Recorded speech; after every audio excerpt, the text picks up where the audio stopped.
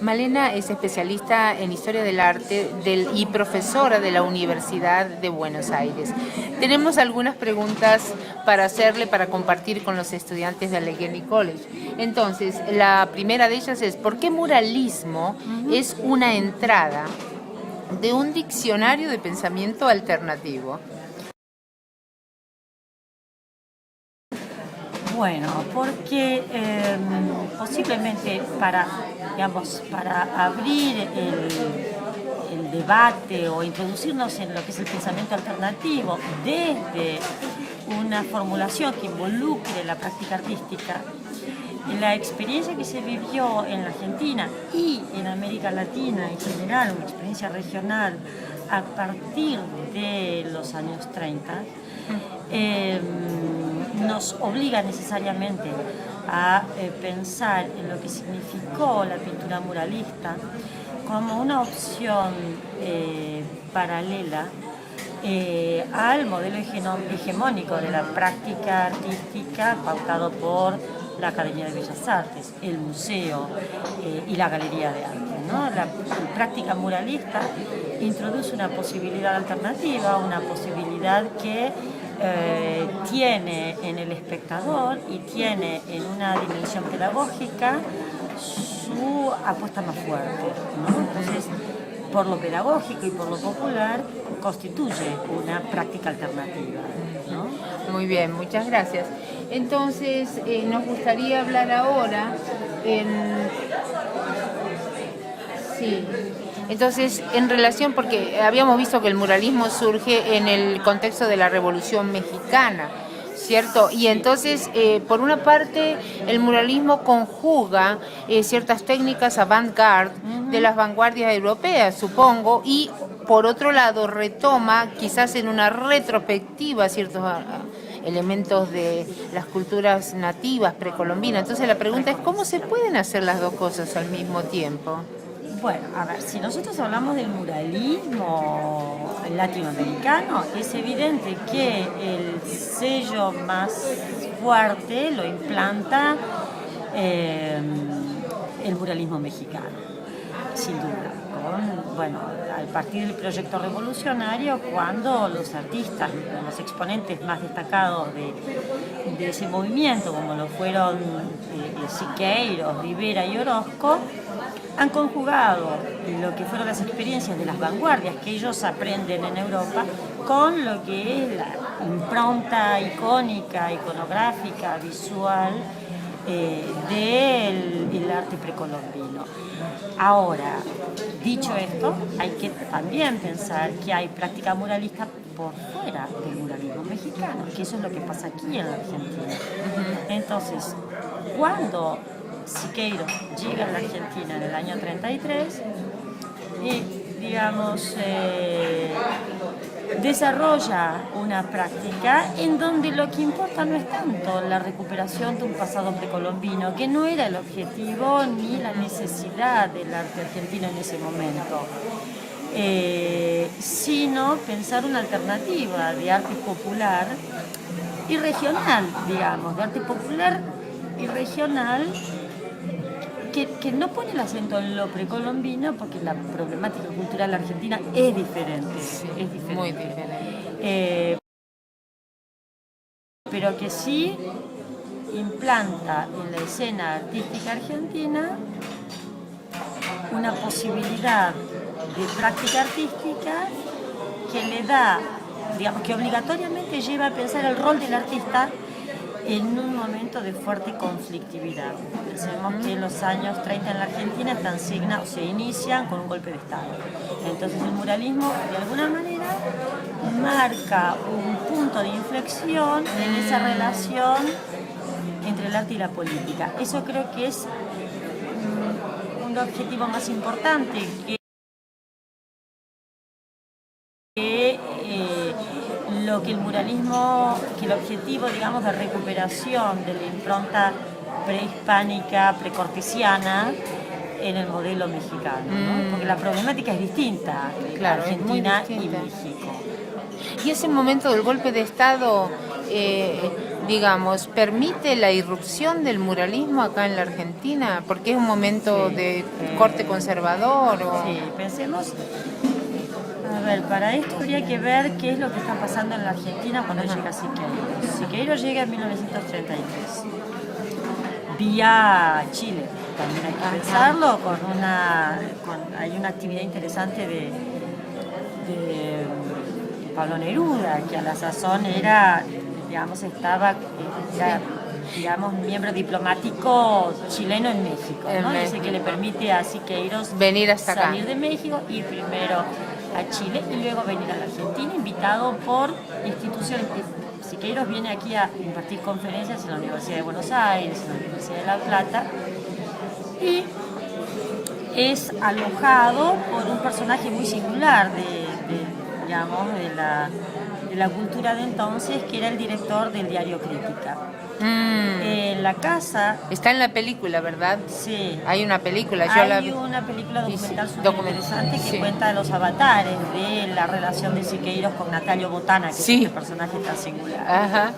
Director del diario Crítica, diario en donde colaboraban, entre otros, Jorge Luis Borges, Roberto Ar, digamos, referentes importantes de las letras del momento. Lo cierto es que Siqueiros, invitado por Botana, en su quinta Los Granados, que es una quinta que queda en las afueras de la ciudad de Buenos Aires,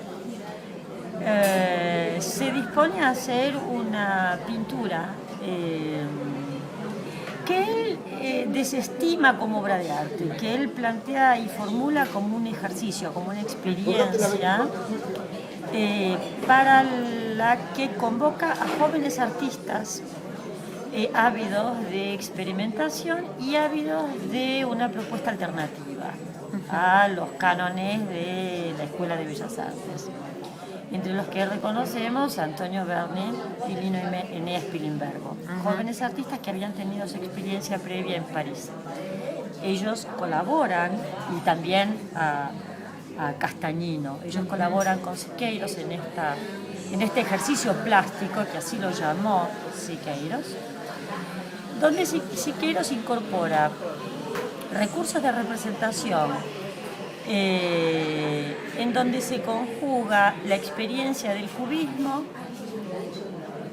que le permite a Siqueiros desarrollar un espacio quebrado, un espacio poliangular, ¿no? de múltiples puntos de vista, introduciendo también técnicas cinematográficas, porque hay que pensar también que Siqueiros venía de haber tenido la experiencia del cine de Eisenstein en México. Entonces él introduce técnicas de representación del espacio muy renovadoras, muy vanguardistas. Esto insemina en estos jóvenes pintores, Castañino, Pilimbergo y Siqueiros, incentiva una práctica de representación desconocida hasta ese momento, con técnicas, digamos, de representación del espacio renovadoras, y al mismo tiempo incorporando pintura no tradicional, como por ejemplo pintura de soplete, pintura industrial, ¿no? Esto es lo renovador por un lado, pero por el otro, la prédica teórica de Siqueiros preconiza una pintura popular, una pintura de gran formato, no de caballete, no digamos encerrada en el encuadre de la pintura de caballete tradicional para galería o para museo, sino para grandes superficies de edificios públicos. El problema es que esto, que sí era posible en México, porque la revolución había triunfado, no era posible en la Argentina, donde teníamos un gobierno de facto que no le iba a brindar a los artistas justamente los edificios, los organismos públicos, para que los pintores de la izquierda revolucionaria pudieran pintar exactamente, digamos, en la vía pública. Claro, y esto, bueno, empata con la pregunta que te quería hacer desde el principio, que es, o sea, digamos, cuál es el estatuto o la propuesta del muralismo en términos de artístico, pero también sociales, porque es una propuesta novedosa, ¿verdad? Bueno, digamos, la idea, a ver, lo que Siqueiros propone a los artistas, a los jóvenes artistas argentinos, está en sintonía con lo que los artistas argentinos, estos artistas argentinos están buscando, que es, recordemos que Antonio Berni y Lino Eneas Spilimbergo acababan de llegar de Europa. Llegan de Europa fines de los 20, principios de los 30, y se encuentran con una Argentina tensada por la violencia del golpe de Estado. Por supuesto, aquí también tenemos que pensar en el crack del 29 y los rebotes que esta crisis, digamos, tiene en América Latina. Berni se encuentra en la Argentina con barriadas populares, con la marginalidad, con hambrunas, y venía de haber tenido la experiencia del comunismo en París. Spilimbergo lo mismo. Ambos están buscando una alternativa a la pintura burguesa. La prédica de Siqueiros insemina o estimula en ellos este interés. Pero ellos no ven la posibilidad de pintar grandes formatos en los espacios públicos. Entonces ellos dicen, bueno, hagamos una pintura popular de tamaño mural, donde podamos representar lo que está pasando en la vida concreta y cotidiana, que tiene que ver con las hambrunas populares, con la marginalidad. Entonces Berni empieza a pintar manifestaciones populares y Spilimbergo empieza a pintar la vida del proletariado o a representar también a través del grabado. Claro. Y demás. Digamos, avanzando los años, ya entrando en los años 40, ellos se organizan un colectivo que es una especie de sindicato, porque también en los años 30 este influjo de Siqueiros coincide con la necesidad de los artistas populares por organizarse en mutualidades, sindicatos y cooperativas, ¿no? Empiezan a organizar este tipo de asociaciones, digamos, de trabajadores del arte. Y así crean ellos el taller de pintura mural. Taller de pintura mural con la idea de poder desarrollar una pintura que tuviera que ver con la realidad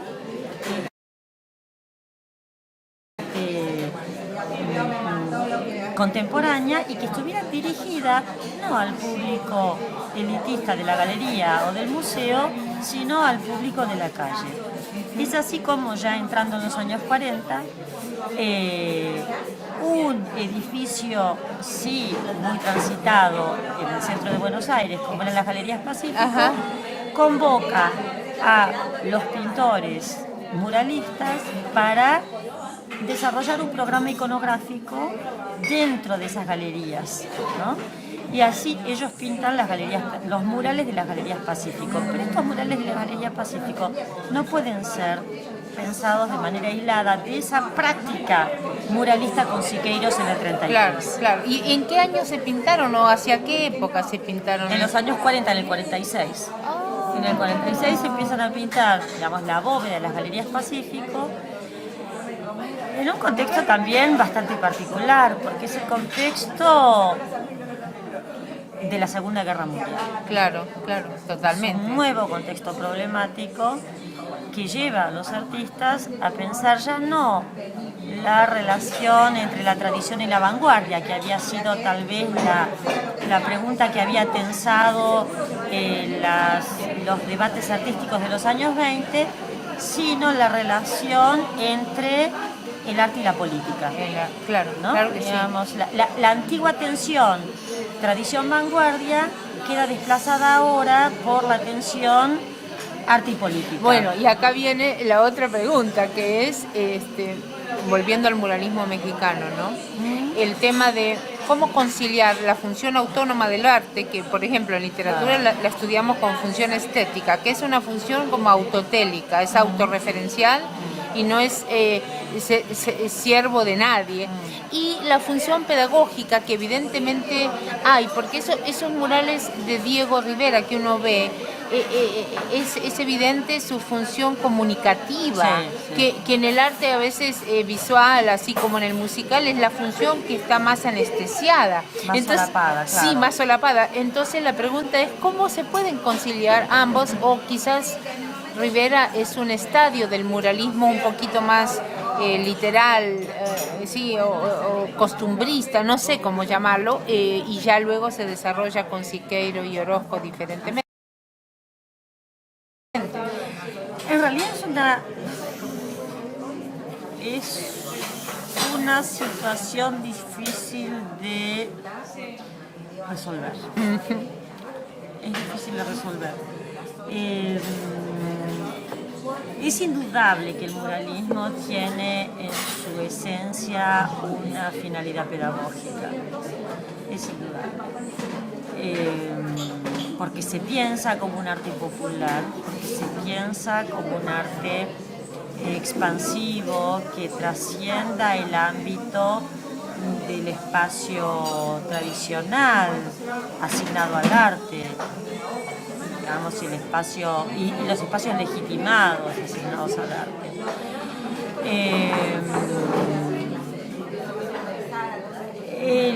En la Argentina, a ver, no es solamente el influjo de Siqueiros el que detona la práctica muralista.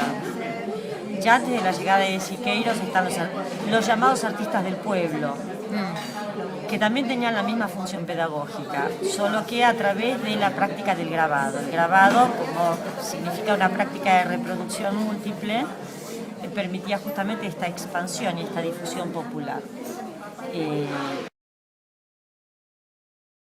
Pero no en las grandes paredes de los edificios públicos. En la pintura de los muralistas argentinos, uno sí ve la misma función pedagógica. El desafío es no caer en una retórica que entrampe la creatividad y el riesgo que significa la experimentación de lenguajes que a veces encriptan el mensaje o, digamos, la intencionalidad comunicativa. Y aquí es donde encontramos, por ejemplo, Rivera, desde mi punto de vista, es un artista que logra conciliar la dimensión pedagógica con la experimentación de la vanguardia, ¿no? Sin caer en lo literario. Exacto. Sin caer en lo literario, pero, a ver, una apuesta más compleja es la que plantea Orozco, también es cierto, ¿no? En el caso de los artistas argentinos, quien zanja tal vez la dificultad es Antonio Berni, ¿no? Antonio Berni es un artista que ha trabajado muchísimo en muchísimos edificios públicos y privados en la Argentina y que ha desarrollado lo que Berni denominaba el realismo crítico, ¿no? Un realismo crítico absolutamente político, o sea, de una carga política que no renuncia nunca a un grado muy interesante de experimentación y de vanguardia. Pero que nunca pierde al mismo tiempo la comunicación con el espectador. Es decir, el muralismo interpela a un espectador que no necesariamente tiene que estar iniciado en el lenguaje de la experimentación artística, ¿no? Entonces, nunca se renuncia a esa dimensión pedagógica que el muralismo tiene en sus inicios, y que también tendríamos que remontarnos a la función del muralismo en la historia del arte, claro, mundial, ni siquiera en la historia del arte universal, ¿cierto? Pero bueno, sin duda el mural, a ver, en términos contemporáneo ya no hablaríamos más de muralismo, sino de arte callejero, ¿no es cierto? Ah, Arte callejero muy es bien. lo que en la contemporaneidad Sí. equivaldría a lo que fue, digamos, la dimensión política del muralismo en los años 20. Correcto, y eso también entronca con mi quizás última pregunta, es que ¿por qué es tan importante para los latinoamericanos conocer el muralismo como una forma de conocernos más a nosotros mismos y a nuestro continente? Es decir, ¿cuál es el Sí. peso histórico del Yo muralismo? creo que en el muralismo se conjugan tres aspectos, desde mi punto de vista, constitutivos de nuestra trayectoria latinoamericana. Por un lado, en el muralismo se conjuga la voluntad por organizar una dimensión regional o regionalista del arte latinoamericano. Digamos, el muralismo tiene como base en Latinoamérica la intención de organizar como una suerte de corredor estético regional que se constituye en un referente en el concierto internacional, un referente identitario en el concierto Magnífico. internacional. Por un lado. Por otro lado, la conjunción entre la tradición y la vanguardia, que también es constitutiva de una identidad latinoamericana. Ajá. Y por el otro, como tercer aspecto de esta vertiente, el instalar dentro de esta práctica muralista el debate de la relación del artista con la dimensión social, digamos, con lo social y con lo político. Entonces serían tres aspectos que son constitutivos de nuestra conformación identitaria latinoamericana. Digamos, el corredor regional como un núcleo de pensamiento, digamos, ¿cómo podría decirlo? Como una conformación semántica de singularidad dentro de la diferencia, digamos, de singularidad regional dentro de la multiplicidad. Sí, un lugar de enunciación, digamos. Digamos, porosa y de confluencia de singularidades y de diferencias, ¿no? Por el otro, el debate y la tensión entre el arte y la política, y por el otro también la posibilidad o la pregunta tal vez por si es posible conciliar la tradición con la experimentación, con la vanguardia, ¿no? Entonces me parece que desde esa manera de pensar el problema del arte o problema de la expresión estética, tal vez darle una dimensión más amplia, el muralismo es ineludible, digamos. La experiencia muralista resulta como ineludible, ¿no? Porque se planteó.